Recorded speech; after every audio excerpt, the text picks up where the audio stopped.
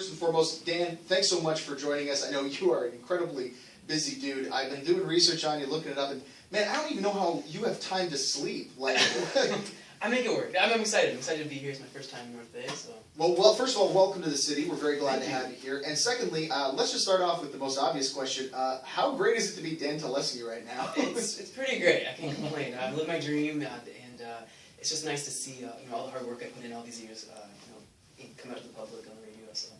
And of course, you're familiar with a lot of different forms of media. In fact, you got your start on YouTube, which is absolutely crazy to me. It's absolutely nuts that we live in this day and age where someone can be discovered in that way, shape, or form. I think it's amazing. You have been through so much since that time. Mm-hmm. You know, it's almost 10 years ago that you were first discovered. If you could go back in time and talk to the, that 20-year-old you, right? Would you let him know, like, hey, man, just keep doing what you're doing because you've got huge things ahead of you? What would you tell that kid? I would tell him just that. Keep working hard. And I think everything happens for a reason. And I kind of walked away from that whole Hollywood life to come back to Canada and start here. And it was meant to be. I'm doing music that I'm actually writing, and the music videos, everything that is coming out is fully me. And before it was kind of like, this is what you're going to sing, this is what you're going to dress like, and here's your performances. Everything was just so planned, and now I can do what I want to do. So I would tell that guy, just keep working hard, and your time will come. How important is that for you? Because for a lot of people in that same position as you, that would have been really difficult to walk away from. And you made the decision as an artist to walk away from that and form your own identity. What were some of the driving forces for you when you made that decision? Well, firstly, I kind of lost myself in the midst of everything out there. I was, like I said, I was in a lot of media training, being told how to act and talk, and you kind of just forget who you are and why you started this in the first place, which was my love for writing and love for performing. And I wasn't doing a lot of that back in LA. And I battled it back and forth. Do I leave it all and start over here in Canada, or do I continue to be unhappy? And I decided to make the ballsy decision and walk away from it all, and it worked out to my advantage. So. Plus, you missed Tim Hortons after. Yeah, I used to work there, right? So, really? There you go. 4 years. I'm a little sick of it, but I do love it. I think that happens to everybody who works at a place like that, for sure. So, what kind of advice would you give to any of those kids that are uploading their own stuff to YouTube and trying to get noticed and just wanting their art and their music to be heard and seen?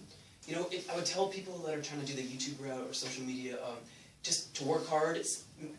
Find something in you that's unique, that separates yourself from other people, and try to, if you're doing cover songs, do songs that are really relevant, really popular, because they're most likely to be searched, and just perfect your craft, work on it day and night, and don't have a plan B.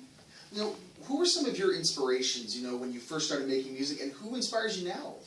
Well, growing up, it's always been, like, cliche answer, but Michael Jackson. It was huge for me. I grew up with my parents playing Beatles and Led Zeppelin, so it was definitely a wide variety of music. Now I really love Bruno Mars, Justin Timberlake. I'm always inspired just by anything that's new and fresh. So. And speaking of inspiration, I was creeping your Facebook page earlier today, and I saw a cool post that you had said you'd been real inspired by Gord Downey's outfits earlier this summer, and that you were going to try and work that into... Can you give us a little hint, or can we expect something really cool tonight? I'll be wearing it tonight, and I saw Gord Downey's performance this summer, and I was like, holy, those costumes just catches your eye. It's a real showmanship kind of look, and I thought to myself, how do I find out this designer? I creeped her on Twitter, messaged her, and she was just like, who is this? And I kind of explained my situation, and she was open to the idea, and over the past few months, we've designed this really cool jacket, and everyone who's coming tonight will see it. So. I can't wait to see it tonight. I'm actually really excited for that. Now, I also saw that you, a little while ago, you were thinking about getting a dog. Can you give us an update on that? I forgot I did that. Do we have a dog in the family now? It's the in-between moments of the session when you're sitting there waiting for the producer to comp your vocals, and you're like scrolling through, and then you see the Humane Society pop up, and then you start creeping through, and then you end up almost putting in your Visa card to adopt the dog, and I had to stop myself, but I am going to get a dog in the new year, but no dog. I know exactly what you mean. We've got Meowtober going on right now at the Humane Society, and I've got one fat cat, which is a handful enough, but I'd adopt them all. I'm really scared of cats. They freak me out. They hate me, I feel like. I understand where you're coming from on that. Sometimes you just got to show them who's boss. That's what my cat is. You first came to me, I wanted nothing to do with them, but now we have a good relationship. Right. So that's pretty much how it goes with it. This is not the time you've toured. First time you've toured with Nick Carter. You actually did tour with the Backstreet Boys back on the This Is Us tour. Yeah, that's right. Which was absolutely huge. Yeah, it was like a fish out of water, really. I'd never really performed on the stage, and I remember being backstage for the first show, and they said there's about 19,000 people out there, and go. And they kind of threw me out there, and it was just like a dream. It was so surreal, and great experience, and almost like going to college for being an artist,